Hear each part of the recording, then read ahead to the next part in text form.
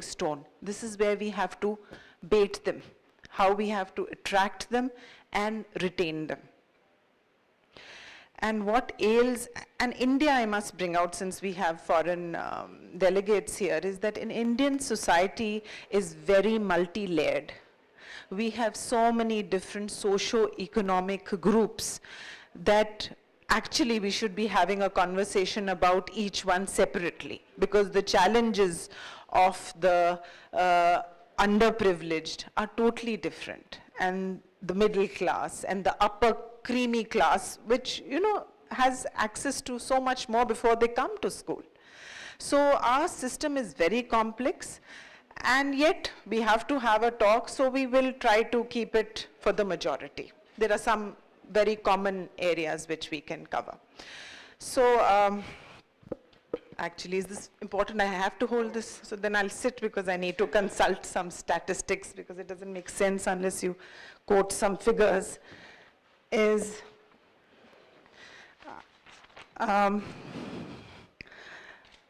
So as I earlier mentioned, the need of the hour is that the children have to be brought to school, they have to enjoy school and have to be kept there. But what ails our current system is, and I'd like to get some statistics here, 1 in every 5 drops out of school.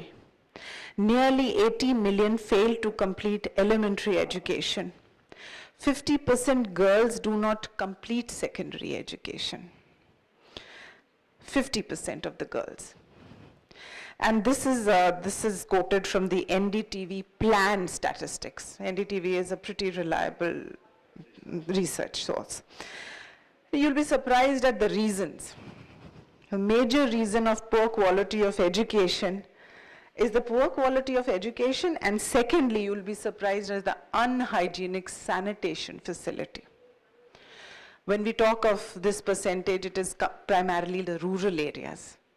And I, belonging to India, when I came to do my counseling course in the NCRT, I was surprised when the government, so I learned from one of my male colleagues that, do you know the one single reason of the 50% dropout of girls in schools in the villages? I had no idea. I'm so ashamed. I had no idea it was the lack of bathrooms. These girls in schools, in the rural schools especially. So this has been actually, I must commend the current government. Too little, but too late, but it is being addressed now. There's a Yojana, I think, where they're doing mass bathrooms. I mean, it's sad, but we have to talk about it. Once we talk about it, that's when it will get addressed. But as an Indian, I didn't know that girls had to rush home after, puberty sets in. There are so many other reasons. So this is one of the major causes. So before we get into the finer things, we need to address these very, very important issues.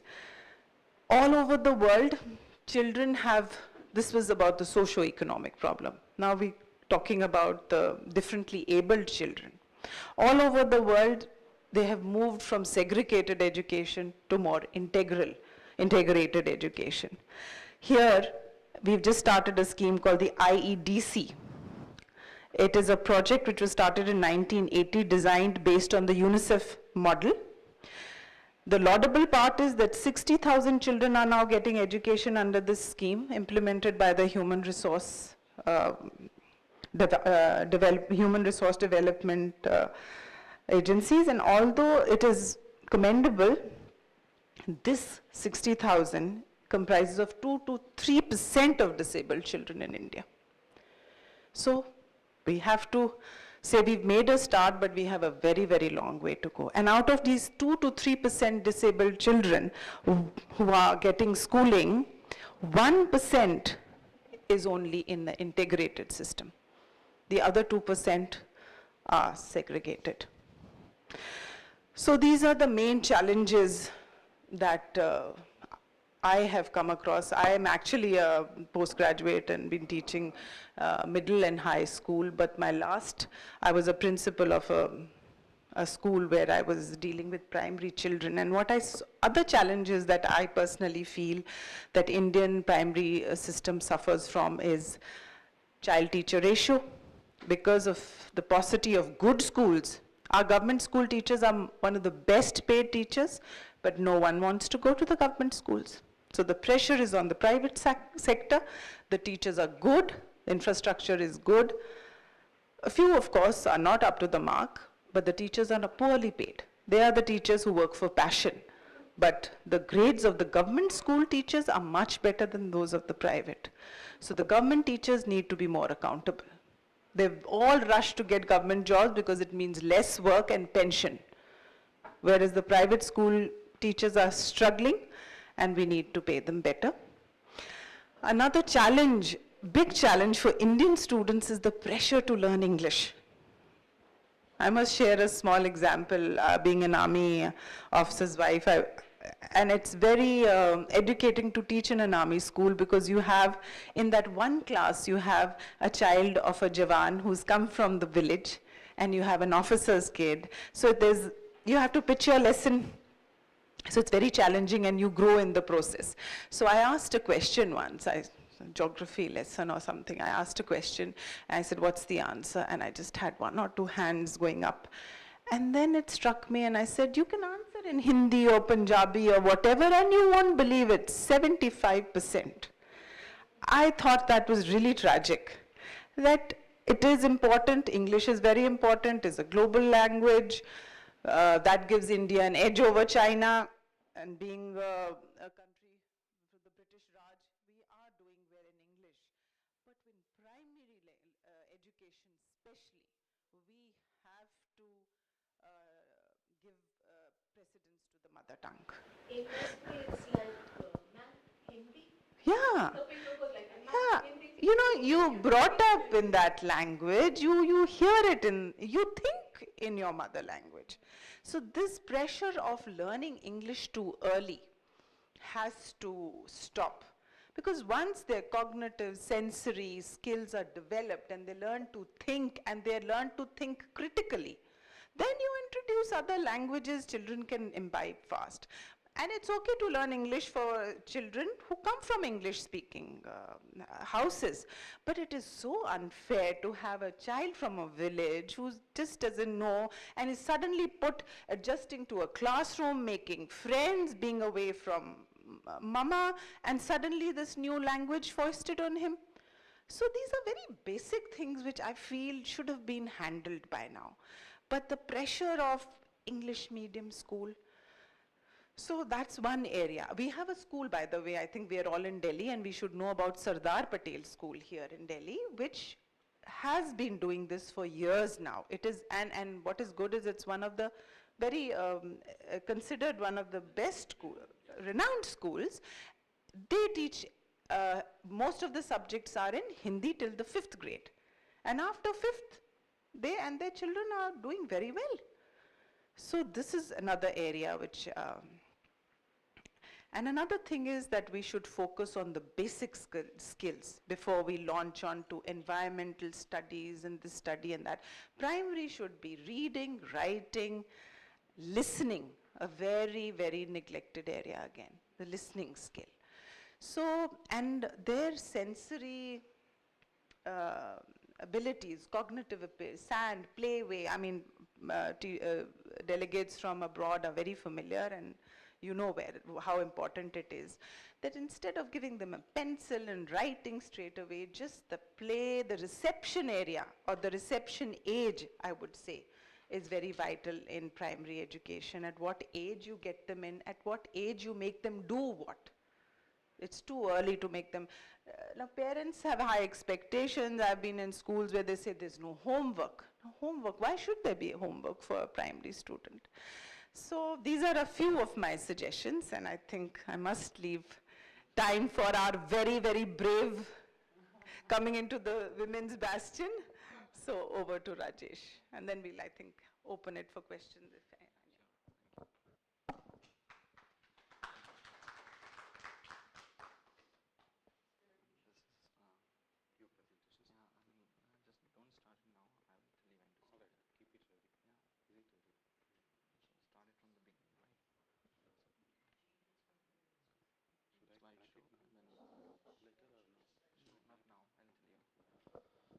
morning, everyone. Thank you very much, Navdeep, and thank you very much to you too, Dr. Vandana. We were having a very, very good educators here. I believe that I am not an educator from past. I have started something very, early. I'm very late. Sorry, not early. It was in 2003 when I initiated for, teaching the children. So we are here basically to discuss about primary education and primary education, like we are the children who are starting their age, I think from 3 and until 12 years of age, but the which I am taking care of, which I am taking. Hello. So, giving you a little bit of background about the work I'm doing. It's a community of people who are doing daily. They are daily wage earners. They are doing small jobs for their livelihood, and we are having children from their families. And why I started it, just to bring peace in the community. That was the main objective. The peace. Why? Why peace? Because of a lot of chaos in the world, as we see that people are not giving respect to other people. People are not having that kind of connection. I thought the humanity is really missing. It's really, really missing. And how to bring it back? It's only possible by a way of educating a child. I mean, something that is missing in the education. Truly speaking, I opened a very, kind of a public school initially, and I wanted to earn money. That was my aim behind opening the school, like everybody does. For 1 year, I have seen children, they were coming to school crying in the morning. Oh my God, we have to go to school. Then they were doing the work, which they don't want to do. There was no joy present there. And after 1 year of hard work, real hard work, like with the teachers, we were trying to implement the various things with the children so that they can, enjoy their learning. Every possible way, you know. And we were hiring good teachers so that they will give them good academics and everything. But everything was going down the drain. It was not working. Like the kind of joy I was looking on the child's face, it was totally, totally absent.